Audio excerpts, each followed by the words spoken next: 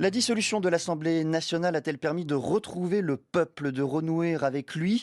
La nouvelle élection peut-elle dessiner les prémices d'une meilleure représentation? La culture politique française est-elle contraire à l'idée de proportionnel? Est-elle un frein pour faire émerger des coalitions?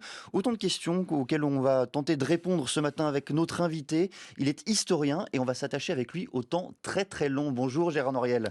Bonjour. Vous êtes historien, directeur d'études à l'École des hautes études en sciences sociales, l'auteur notamment d'une histoire populaire de la France de la guerre de 100 ans à nos jours. Ça a paru en 2018 aux éditions Agone. Et pour commencer, le peuple semble partout aujourd'hui dans l'actualité, dans l'histoire aussi, en particulier lorsqu'on vous lit, et pourtant absent des grands discours historiques.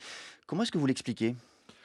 Je dirais déjà que le peuple est présent dans le discours, mais pas forcément dans la réalité. Et justement, ce matin, j'ai regardé combien il y avait de députés issus du monde ouvrier dans la nouvelle Assemblée. Il y a 577 députés qui ont été élus, 4 ouvriers. 3 du côté du Front de gauche et 1 du côté du RN.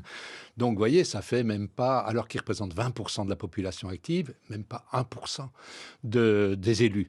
Donc, ça, c'est pas nouveau, hein. C'est justement une des tendances classiques de la démocratie qui explique en grande partie la défiance d'une grande partie des classes populaires par rapport à la politique globalement et par rapport aux porte-paroles qui parlent au nom du peuple. Donc ça, c'est ce que j'ai montré dans mes travaux. C'est une tendance longue. Je veux dire, il y a une mobilisation du peuple par les élites, disons, par ceux qui ont un capital culturel ou voilà, une capacité d'intervenir dans le champ politique qui ne correspond pas à la réalité. Donc il y a toujours une tension, voilà, elle peut s'exprimer après par des formes différentes. Un mot qu'on a déjà beaucoup employé ce matin en quelques échanges, le terme de peuple, qu'est-ce que cela signifie concrètement? Comment on le définit? Alors historiquement, voilà, le peuple, il a eu toute une histoire justement qu'on peut très schématiquement distinguer entre la période de la monarchie, hein, et puis après, à partir de la Révolution française. Avant, à l'époque de la monarchie, le peuple est mobilisé, mais comme sujet, ce sont les sujets du Mhm. roi. La rupture révolutionnaire, c'est justement, désormais, eh bien, c'est la souveraineté du peuple. C'est le peuple qui décide de l'avenir du pays. Il faut toujours aussi préciser que la notion de peuple, elle est implicitement toujours liée à un État. Hein. Quand on parle du peuple français. Par rapport à ces élections, on est dans un cadre national. Je dis ça parce que souvent c'est sous-estimé. Hein. Il y a des peuples dans le monde, une multitude de peuples. Donc là, on est bien dans un cadre franco-français en fonction de notre actualité. Et dans chaque pays, on décline le peuple à partir de ses propres traditions. Donc dans le cas français, oui, la Révolution française a joué un rôle essentiel dans ce principe de souveraineté du peuple, souveraineté de la nation, et donc le processus après qui a conduit aux élections, voilà. Mais j'ai l'impression déjà dans votre discours, quand vous employez le terme de peuple, il y a plusieurs acceptions possibles. Vous parlez du peuple qui vote, ça on va dire que c'est le peuple citoyen. Vous parlez du peuple qui vit de peu, le peuple moins bien représenté, le peuple ouvrier à l'Assemblée nationale. Il y a aussi le peuple social, c'est celui qui travaille. De quel peuple parle-t-on? Déjà, il faut bien voir que, en fait, moi je suis socio-historien, donc j'ai aussi une vision un peu sociologique des choses. C'est quand on parle du peuple, le peuple est composé d'une multitude d'individus. Hein, C'est la masse. c'est oui, la masse, même si le mot peut paraître un Ah. peu péjoratif, mais des invisibles. Hein, c'est le titre qu'on a d'ailleurs donné à la série qui sera diffusée à partir On de en la semaine reparlera. prochaine sur France Culture. C'est-à-dire donc des gens qui sont des anonymes. Moi, dans mes travaux, j'ai montré qu'ils souvent ils n'apparaissent dans l'histoire que quand ils se révoltent. Et en général, quand ils se font massacrer à la fin. Hein. Donc, dans les grandes... Voilà, le peuple, les révoltes populaires, elles sont liées à une révolte, à une protestation par rapport à la situation de domination dans laquelle ils sont. Donc, alors effectivement, après, il y a des peuples qui sont déclinés en fonction des réalités différentes, comme vous le disiez, par rapport au monde du travail, par rapport au monde politique, etc. Donc, le principe, je dirais, par rapport à la politique, c'est la différence qui est établie entre démocratie directe et démocratie représentative. On l'a vu encore récemment avec le mouvement des Gilets jaunes. Il y a cette aspiration à pouvoir dire réellement son mot qui est ressurgie période après période, et qui souvent, la plupart du temps, est déçu, donc par rapport à la démocratie représentative. Le peuple apparaît quand il se révolte. Gérard Noriel, c'est ce que vous venez d'affirmer. Il n'apparaît pas quand il vote? Alors, ce qu'il faut distinguer aussi, par rapport, si on reste dans le champ politique, il faut faire une distinction entre, je dirais, le peuple mobilisé et le peuple électeur. Le peuple mobilisé, c'est celui qui va manifester, par exemple, qui va s'exprimer donc dans les luttes sociales. C'est toujours une minorité, il faut bien voir, c'est une minorité. On disait autrefois dans le langage marxiste la classe ouvrière consciente, etc., avec cette notion de conscience de classe. Et puis, il y a le peuple électoral. Et souvent, il y a un contraste très fort entre les deux. Si on prend mai 68, par exemple, c'est très, très clair. Le peuple mobilisé était dans la rue, occupait voilà, les universités, les usines, etc. Et puis après, au résultat des élections, c'est De Gaulle la droite qui a gagné les élections. Donc, il y a cette tension entre les deux qui voilà, est un problème qu'il faut expliquer aussi quand on fait de la recherche sur ces questions-là. Pourquoi est-ce que le président de la République, Emmanuel Macron, a dissous l'Assemblée nationale? Je ne vous demande pas d'entrer dans sa tête, mais je vais vous demander pourquoi il a dissous l'Assemblée nationale et pas l'Assemblée populaire? Pourquoi l'Assemblée nationale représente-t-elle la nation et pas le peuple? Ah ben ça, c'est un vocabulaire, je dirais, qui est obligé, puisque, vous savez, depuis la Révolution, justement, c'est le terme de nation qui s'est imposé en France comme un équivalent de peuple. Alors Donc, pourquoi? bien, ça, c'est lié à l'histoire aussi du langage et à la philosophie des Lumières au XVIIIe siècle. C'est-à-dire l'émergence de cette contestation de la monarchie se fait par rapport à la promotion du terme de nation. Ce mot nation, que la France va aussi, je dirais, diffuser dans le monde entier. C'est un moment extrêmement important, même dans la vie mondiale. La Révolution française va se définir par rapport à ce vocabulaire donc d'Assemblée nationale.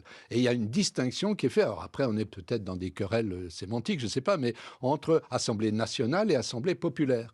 La définition Assemblée populaire sera un côté plus social quand même, vous voyez, plus engagé, plus militant, plus de gauche, je dirais. Alors qu'Assemblée c'est tout le clivage qui existe encore aujourd'hui entre le national et le populaire. On le voit dans l'intitulé des partis.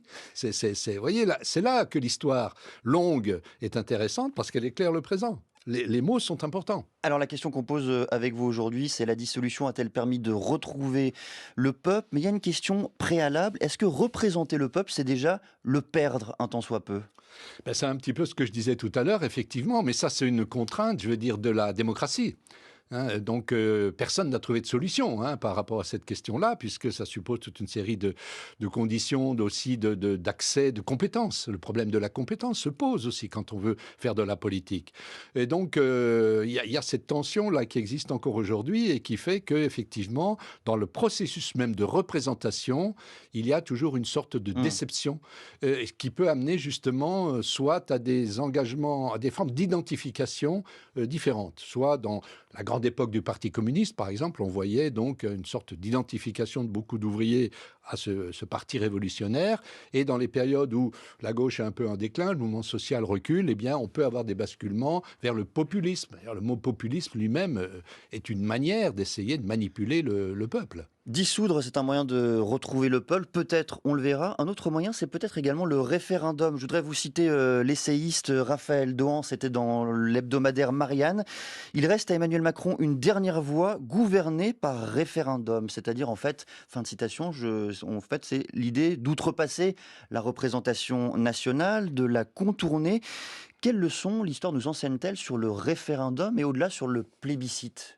Oui, alors la question des référendums, elle est toujours ambiguë parce qu'on dit c'est l'expression du peuple, mais voilà, c'est une expression qui est complètement codifiée, voilà, mais qui est codifiée par rapport à la question qui est posée. Enfin, il y a toute une série de choses, et on sait qu'historiquement, voilà, la différence entre référendum et plébiscite, elle a pas toujours été extrêmement importante. Et on a en tête évidemment Napoléon III qui gouvernait avec des plébiscites en disant ben, c'est la voix du peuple qui me soutient. Donc il y a toujours un risque effectivement dans cette logique-là, comme on le voit aujourd'hui avec l'extrême droite qui veut un référendum sur l'immigration, par exemple, voilà, qui peut amener effectivement à des discours qui disent, voyez, nous, c'est la voix du peuple, alors qu'au RN, comme je disais tout à l'heure, il y a un seul ouvrier qui est élu, et c'est ça le peuple. Je veux dire, donc il y a une différence entre la manière dont on construit un référendum et la réalité d'une expression populaire qui doit passer par d'autres moyens. Et dans le même temps, Gérard Nouriel, l'histoire française montre aussi qu'il existe un rapport sain au plébiscite et au référendum. Quand on examine ce qui s'est passé pendant la Révolution française, pendant la Première et la Deuxième République, les révolutionnaires se sont largement appuyés sur l'exercice du référendum. Oui, alors bon, quand on remonte à cette période-là, il faut bien voir que la politique, elle était quand même confinée dans un petit milieu disons, des élites cultivées, hein. Vraiment le moment de rupture dans la démocratisation de la vie politique, avec toutes les limites que j'ai présentées tout à l'heure, c'est la Troisième République. C'est vraiment avec la Troisième République, lorsque il y a les lois scolaires de Jules Ferry, mais aussi les lois sur la presse, où on a vraiment là un espace public qui intègre les différents groupes sociaux, qu'il y a, voilà, que la logique moderne de la vie politique se met en place. Vous nous avez parlé, Gérard Noiriel, de la façon, des réflexions pour intégrer à la représentation nationale les différents groupes sociaux, le corps social dans sa pluralité. Quelles réflexions sont menées aussi pour intégrer les différents groupes politiques? Et je pense notamment à ceux que l'on appelle parfois, et d'une façon galvaudée, les extrêmes. Quelle réflexion est menée pour les intégrer à cette représentation?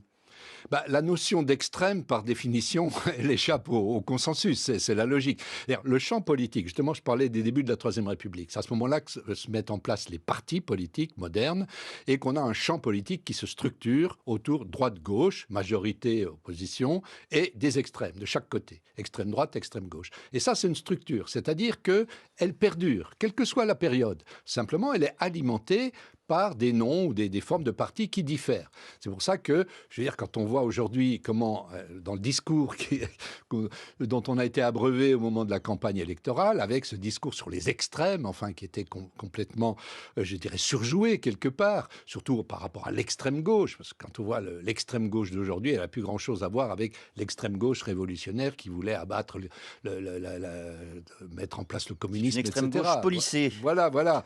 Et de même, d'ailleurs, pour l'extrême droite. L'extrême droite des années 30 sont des ligues qui veulent supprimer la démocratie. Ils sont antidémocratiques. Les uns vous souhaitent le retour de la monarchie et les autres regardent Mussolini. Voilà ce qu'on a, hein.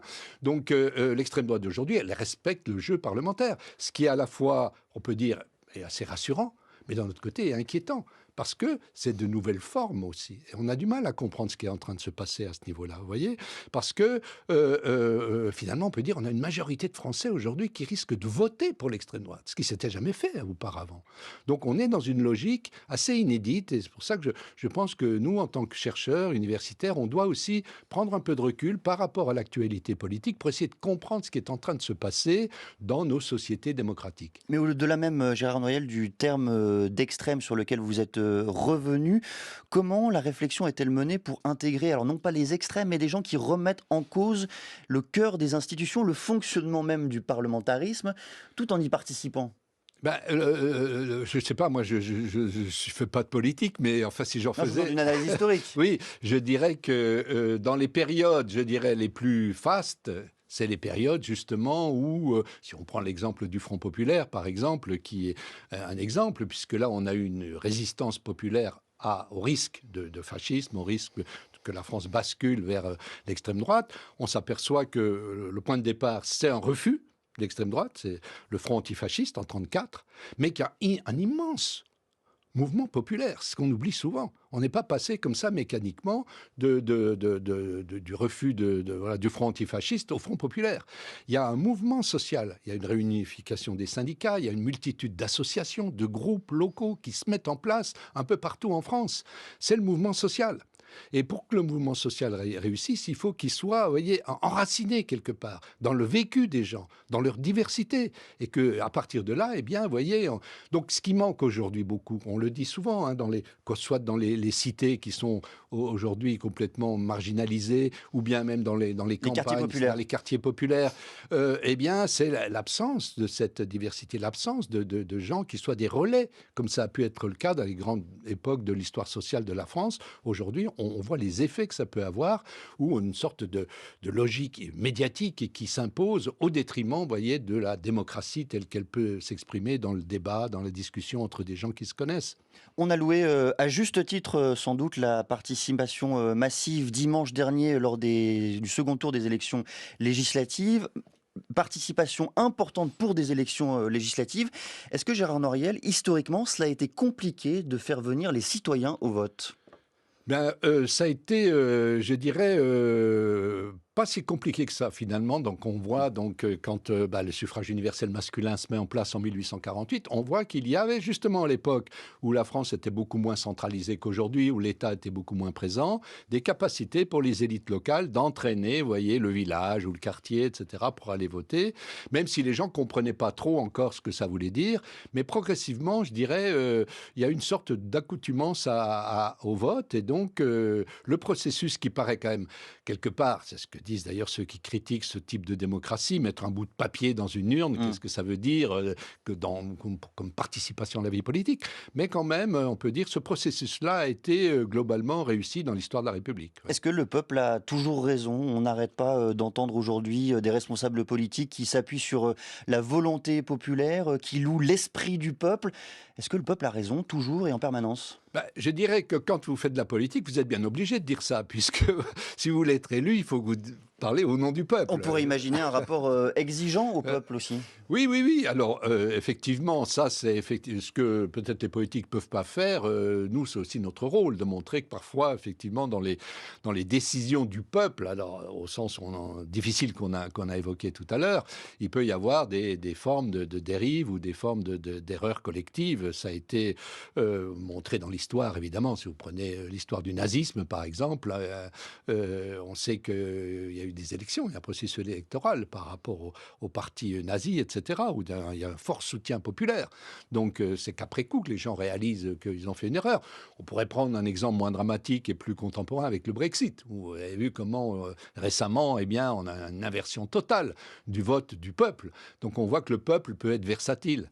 Et je dirais qu'il est de plus en plus versatile aujourd'hui dans son expression électorale. De quelle façon? Parce que jusque dans les années 70-80, quand les partis étaient encore fortement structurés, vous aviez une fidélité de classe. Vous voyez, notamment à gauche, par exemple, il y a un vote communiste, quelle que soit l'actualité, les gens votaient dans ce sens-là parce qu'il y avait une fidélité, il y avait une interconnaissance, etc.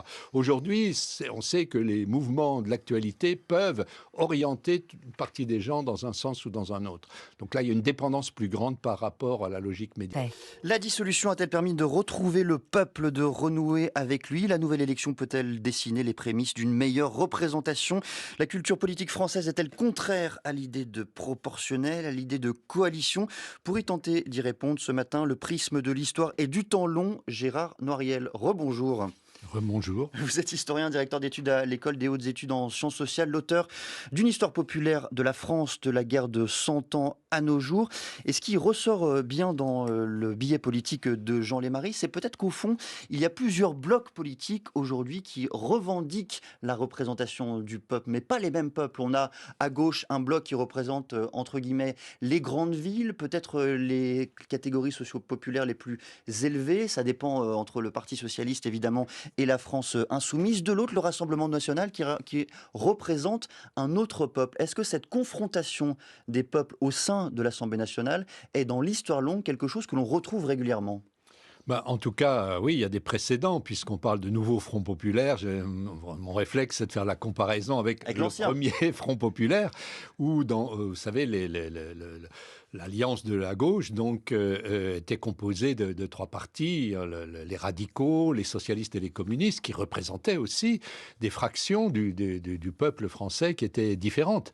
Donc on a eu aussi déjà cette espèce de rassemblement, je dirais. Mais ce qui m'importe le plus, c'est que je dirais que quand, les avancées, si on prend les avancées du Front populaire, c'est pas uniquement le résultat des élections, c'est aussi le résultat du mouvement social qui a suivi. C'est les grèves qui ont suivi. Et là, dans l'action collective, là, ce sont plutôt les ouvriers. C'est le peuple ouvrier qui a joué un rôle déterminant, puisque c'est l'occupation des usines qui a bloqué le pays, qui a obligé le patronat, qui disait que c'était impossible, que les 40 heures c'était tout à fait utopique, que la France allait s'écrouler. Enfin, des discours qu'on retrouve régulièrement chez les représentants, je dirais, du capitalisme, enfin les libéraux, etc., qu'on voit encore aujourd'hui. Donc, le problème qui se pose aujourd'hui, c'est quelle est la nature du mouvement social qui pourrait suivre l'élection. Vous voyez, c'est la question que je me poserais en tout cas. Mais que la gauche, Gérard Noiriel, représente les centres-villes, les très grandes villes, ça historiquement en France, France, on y est habitué. En revanche, que la droite, que l'extrême droite représente une large part de la classe ouvrière, est-ce que c'est quelque chose de plus nouveau? Oui, ça c'est effectivement un phénomène nouveau, bien qu'il y ait toujours eu quand même, malgré tout, une partie du monde ouvrier. Faudrait là entrer dans le détail de ce qu'on appelle ouvrier, hein, parce que avant la Seconde Guerre mondiale, il y avait aussi beaucoup de gens qui étaient des ouvriers de l'artisanat, des petits patrons, etc. C'était beaucoup moins tranché qu'aujourd'hui, mais effectivement, il y avait dans ce milieu-là, effectivement, des gens qui étaient plutôt du conservateur, voire même parfois d'extrême droite. Quand on voit dès la fin du 19e siècle, il y a une sorte de xénophobie, d'antisémitisme qui pouvait exister déjà au sein d'une partie du monde ouvrier. Et qui arrive à être capté électoralement? Oui, qui arrive à être capté électoralement si vous prenez le phénomène boulanger, par exemple, vous voyez, il y a le boulangisme, c'est déjà une extraordinaire déception par rapport à une république qui venait d'installer les principes démocratiques, je dirais, voilà, et donc qui voilà, est nationaliste et revancharde par rapport à l'Allemagne, etc. Donc ce sont des tendances qui ressurgissent, mais disons la période qui commence, je dirais, avec de la fin du 19e déjà, puis après avec le Parti communiste, c'est justement parce que le problème du peuple, quand on dit l'expression du peuple, le peuple s'exprime par rapport à des discours qui ne constituent pas lui-même publiquement. Ce sont les élites qui fabriquent les discours qui sont reçus après et auxquels les gens du peuple vont adhérer ou pas. Le peuple s'adapte au discours qu'on lui propose. Oui, c'est ça. C'est tout le problème, je dirais, de ce que le sociologue Pierre Bourdieu appelait la domination symbolique, si vous voulez. C'est-à-dire la capacité de fabriquer des discours politiques. Elle n'est pas également répartie dans la société. C'est le privilège d'un monde auquel on appartient nous-mêmes, d'ailleurs. Hein. C'est pas une dénonciation. Ce que je fais, c'est une analyse. Et donc, par rapport à cela, eh bien, il y a des offres politiques qui se constituent. Et là, dans les grands moments de la gauche, c'est quand la gauche a pu être hégémonique, c'est quand elle a construit je dirais un discours, un programme politique qui associait des revendications sociales et des revendications de type humanitaire. On pourrait dire aujourd'hui lutte contre les discriminations. Ça, c'est le grand succès de la gauche, même à l'issue de l'affaire Dreyfus, quand il y a le bloc des gauches qui gagne les élections, en 1936, et puis même, je dirais, en 1981, avec Mitterrand. Donc, c'est cette capacité à construire, vous voyez, un discours qui puisse être crédible pour une majorité de gens qui appartiennent aux classes populaires, qui est en jeu aujourd'hui. Jean Lémarie, restez avec nous. Quand par exemple François Ruffin dit qu'il voudrait réconcilier, qu'il voudrait que la gauche réconcilie la France des bourgs et la France des tours, est-ce que là il s'inscrit dans une histoire de la gauche ? Oui, je crois que ça, c'est un discours, effectivement, qui s'inscrit dans une longue tradition et qui est particulièrement vrai, je dirais, aujourd'hui, étant donné qu'on sait qu'il y a tout ce problème des campagnes qui sont désertées, des services publics qui disparaissent, etc. Donc, c'est un facteur extrêmement important dans les revendications d'une grande partie des classes populaires. Donc, alors, entre le fait d'avoir un beau jeu de mots comme ça et la réalité d'une construction, c'est autre chose. C'est-à-dire, ça demande aussi une capacité de mobiliser les gens, de leur parler, etc. Donc ça, c'est une autre difficulté. Hein. Bon, je voudrais profiter de votre présence, Gérard Noiriel, pour lever quelques préjugés, quelques idées préconçues sur la culture politique française. On l'a dit d'abord, contre le parlementarisme et en particulier contre la proportionnelle. Est-ce que vous êtes d'accord avec ça? Là encore, le point de vue de l'historien. La proportionnelle, ce que vous voulez dire sur Est-ce que la culture politique française est structurée aujourd'hui d'une façon, j'allais dire, inéluctable dans le temps par le fait majoritaire et par la dimension présidentielle de nos institutions? Non, puisque ça, c'est vraiment une création de la Ve République, hein, justement. C'était ce régime présidentiel qui a été instauré avec la Ve République était... On le retrouve sous la Troisième République, quand même. La Troisième République, c'est quand même une logique parlementaire. Hein, c'est vraiment là la stabilité était liée à la force du Parti radical, qui était un petit peu le nini de l'époque, enfin le centriste, qui selon pouvait virer un peu à droite, un peu à gauche, mais qui réussissait comme ça à avoir une hégémonie. Et c'est à partir justement des années 30 qu'il y a un effritement.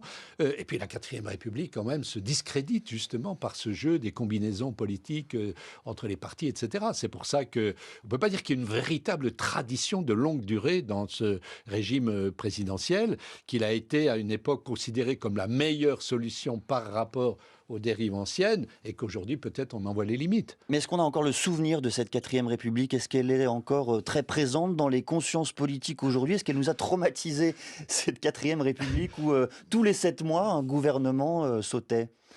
Je pense pas. Est-ce qu'il y a encore beaucoup de gens, si vous voulez, qui ont même le souvenir de la victoire de la gauche en 81, quand le 10 mai, les anciens se souviennent, étaient tous là à fêter l'événement, à espérer justement des changements profonds. Et la déception, il ne faut pas oublier, parce que ça reste ancré dans pas mal de conscience, la déception que la gauche au pouvoir a suscité au sein du peuple, justement, explique aussi qu'aujourd'hui, un certain nombre de gens se disent la gauche a échoué, la droite a échoué, on veut quelque chose de nouveau et on va vers le Front National. C'est des réflexes un peu, on pourrait considérer comme étant simplistes, puisque en fait, si M. Bardella est nouveau dans le champ politique, ses idées, elles sont très anciennes. J'en profite pour faire un petit peu le lien avec le tract que j'ai publié sur Préférence nationale. Leçon d'histoire à l'usage des contemporains qui est apparu chez Tract Gallimard. Oui. Voilà, parce qu'il y a j'ai fait un post-scriptum après les élections qui est sur le site des éditions au Gallimard, où je fais un petit peu le point aussi en parlant de cette question de double nationalité, mais aussi de remise en cause du droit du sol, parce qu'on n'en parle plus beaucoup de ça, mais c'est peut-être ça c'est encore beaucoup plus grave, parce que ça touche beaucoup plus de gens. Et ça, c'est une rupture avec la tradition républicaine d'accorder, voyez, la nationalité fondée sur une combinaison de la filiation et du droit du sol. On va revenir, Gérard Noël, sur cet ouvrage de Préférence nationale. Une autre question avant cela sur la culture politique française. Elle empêcherait également des coalitions de se former. Elle gênerait la bonne entente sur des coalitions de projets. Est-ce que là encore, l'histoire démontre l'inverse ? C'est vrai qu'il y a une spécificité française aujourd'hui, si on compare avec d'autres pays, avec l'Allemagne, on cite toujours l'Allemagne, etc., oui, et qui s'inscrit, je crois, dans une tradition qui serait l'hyperpolitisation. La France, c'est un pays traditionnellement où les gens pensent que les décisions se jouent politiquement. Mais même 36, à chaque fois, on dit c'est Matignon, c'est les accords, c'est... Vous voyez. Et alors... Mais ça, qu'est-ce qui permet de le dire? Qu'est-ce qui permet concrètement d'affirmer que la France a un peuple particulièrement politique? Mais parce que l'histoire de la France, c'est l'histoire de la centralisation. L'hypercentralisation du pouvoir. Le gouvernement central à Paris, etc. Donc, tous les grands événements de la vie de la France se jouent comme ça.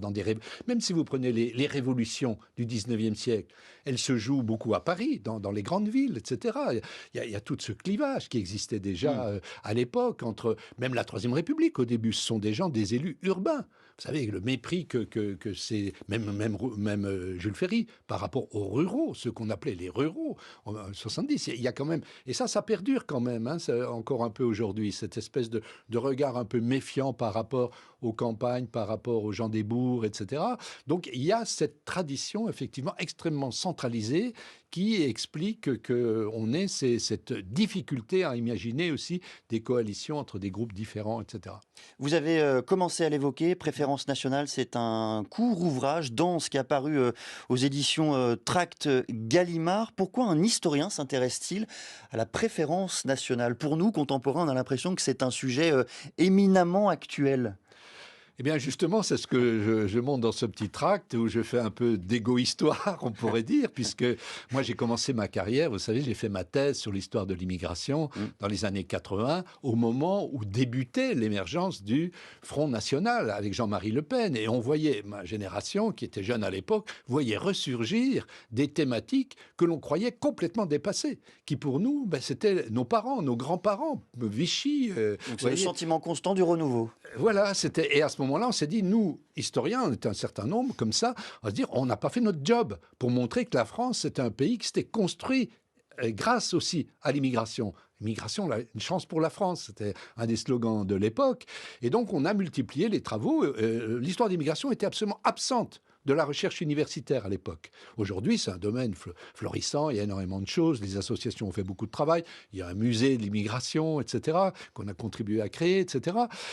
Mais moi, je me souviens très bien que c'est à ce moment-là, quand j'ai publié Le Creuset français, qui date de 88, que j'ai des débats, je crois que c'était à France Culture, à France Inter, je ne me souviens plus, mais avec Le Gallou, avec celui qui a fait circuler dans l'opinion cette notion d'extrême droite, donc de préférence nationale.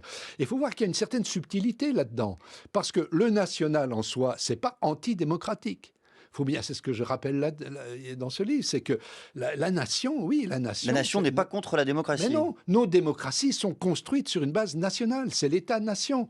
Le problème, c'est de savoir ce que vous faites du national, c'est pas de l'éliminer ou de le dénoncer. Le nationalisme, la xénophobie, le racisme, l'antisémitisme se construisent par rapport à une exaltation, en disant que tous vos problèmes viennent de l'étranger, du bouc émissaire. Vous voyez, c'est ça qui est central. Dans cet ouvrage, je me permets de vous couper, vous rapprochez par ailleurs cette notion de préférence nationale à l'histoire même de la République. L'un et l'autre sont pratiquement, j'allais dire consubstantiels, c'est un peu fort, mais en tout cas liés.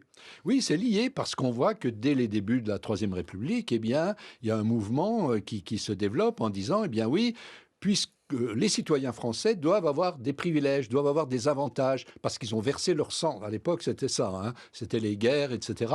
Donc, eh bien, ces privilèges, ils sont dans le fait que faut être citoyen français pour avoir le droit de vote. Ou enfin, vous voyez, il y a un certain nombre de choses qui étaient beaucoup plus étendues auparavant et qui, progressivement, grâce au progrès, notamment après la Deuxième Guerre mondiale, on a limité les discriminations à l'égard des non-nationaux dans un certain nombre de professions, etc. Mais, j'ai écrit un livre sur le massacre des Italiens à Aigues-Mortes en 1893, on voit que les victimes de ce véritable pogrom, il y a une dizaine de travailleurs italiens qui sont tués par les gens à Aigues-Mortes, etc. L'hôpital de Marseille ne veut pas les accueillir en disant qu'ils ne sont pas français. Voyez, donc à l'époque, ça pouvait aller très loin. C'est les réformes aussi qui réservent l'exercice de la médecine à des gens qui ont des diplômes français, etc. Enfin, il y a toute une série de mesures qui sont construites. On ne disait pas à l'époque préférence nationale, mais c'est ce que je montre aussi, c'est qu'à l'époque, chez les Républicains, c'était une dimension, mais ce n'était pas un tout. C'était une dimension qui pouvait être combinée, parfois maladroitement ou avec difficulté, avec la défense des droits de l'homme, avec l'ouverture, l'accueil des réfugiés, etc. Vous voyez, c'est cette combinaison, mais je crois qu'aucun gouvernement tel que nos démocraties fonctionnent aujourd'hui, ne peut complètement éviter d'aborder cette question du national. Vous voyez, tout dépend comment on l'articule avec le reste des dimensions qui existent dans une société. Jean Lémaré. Mais alors comment les adversaires du Rassemblement national, qui promeut toujours cette préférence nationale rebaptisée priorité nationale, mais c'est la même idée, comment ces adversaires peuvent-ils articuler ces questions précisément ? Déjà, en luttant contre le fait qu'on mette ça au centre de la vie politique. Je veux dire, traditionnellement, la gauche mettait au centre... Parce que vous savez, la vie politique, c'est aussi le choix des thèmes qu'on va aborder. C'est un agenda, une hiérarchisation des voilà, sujets. C'est ça. Et donc, traditionnellement, la gauche privilégie la question sociale. La question sociale au détriment, pas au détriment, mais par rapport à la question nationale. Mais ce qu'on voit historiquement, c'est que la gauche, qu'elle soit au pouvoir ou pas, a toujours été dans la difficulté par rapport à cette question nationale. Ça a été un des principes aussi des divisions au sein de la gauche. Vous prenez entre socialistes, communistes, etc., il y a toujours une tension dans la manière de gérer ces questions-là. Et même une déception. Si vous prenez le Front populaire, par rapport à ce qu'il avait annoncé et ce qui s'est réalisé, il y a eu une déception des associations qui défendaient les immigrés, qui défendaient les réfugiés, etc. Il n'y a pas eu de statut, comme ça avait été promis, pour défendre les droits des immigrés. Il y a eu des avancées, mais moins fortes que celles qu'on espérait. Il y a toujours ce jeu, vous voyez, cette tension qui met aussi... C'est pour ça aussi que l'extrême droite en profite, parce qu'ils savent que c'est un point où ils peuvent être hégémoniques. Parce que, comme nos sociétés sont construites sur une base nationale, eh bien, ça fait partie de notre identité collective. Le national s'immisce dans notre conception du monde. Même quand vous voyez comment sont structurées les informations, s'il y a un mort, je ne sais pas combien il y a de morts dans le monde tous les jours, s'il est français, on va en parler beaucoup plus que s'il n'est pas français. Vous voyez, c'est tous ces éléments-là qui contribuent à orienter aussi la perception des choses et qui peut expliquer que les gens soient fiers d'être français et puis ça puisse être un élément qu'on peut mobiliser après politiquement. Pour prolonger la question de Jean Lémaré, lorsque le Rassemblement national mobilise cette notion de préférence nationale, est-ce qu'il le fait consciemment en s'inscrivant dans l'histoire de la République, là, telle que vous le montrez ? Il y a toujours un jeu. Je dirais que ce qu'on constate aussi, c'est que quand l'extrême droite ou la droite nationaliste mobilise ce critère-là, c'est jamais uniquement le critère juridique national. C'est toujours associé à un autre élément qui est de l'ordre du racisme au sens large du terme. L'antisémitisme, par exemple, l'histoire de l'antisémitisme en France a été fortement associée au national. C'est le juif allemand. C'est le juif allemand, c'est l'association des termes, parce que ça permet de toucher un public plus large. Mais vous savez, Drummond, l'un des propagandistes, premier propagandiste et fondateur du premier parti antisémite, disait à ses amis, il faut toujours parler à demi-mot. Je trouve cette rhétorique extrêmement intéressante. Parler à demi-mot, ça veut dire échapper à la justice, vous voyez, mais où les gens auxquels on s'adresse comprennent ce qu'on veut dire. Donc on voit bien aujourd'hui que, par exemple, cette question de la double nationalité, le député qui l'a posée, c'était par rapport à Najat Vallaud-Belkacem, c'était pas par rapport à, comment s'appelle-t-elle, la maire de Paris Et Anne Hidalgo. Il y a Anne Hidalgo qui a aussi une double nationalité, ou Manuel Valls, qui étaient encore des exemples plus frappants. Merci Gérard Noiriel. France Culture vous a demandé un peu de travail cet été, il me semble. Oui, toute une série qui va débuter à partir de lundi, qui s'appelle La Voix des Invisibles, qui justement revient à l'histoire du peuple à partir d'exemples, de personnalités, de personnages dont on n'a pas parlé, qui ont été marginalisés dans l'histoire et qui pourtant ont joué un rôle très très important dans notre histoire collective. On vous écoutera avec beaucoup de plaisir. Le podcast est déjà disponible en ligne sur le site de France Culture. France Culture,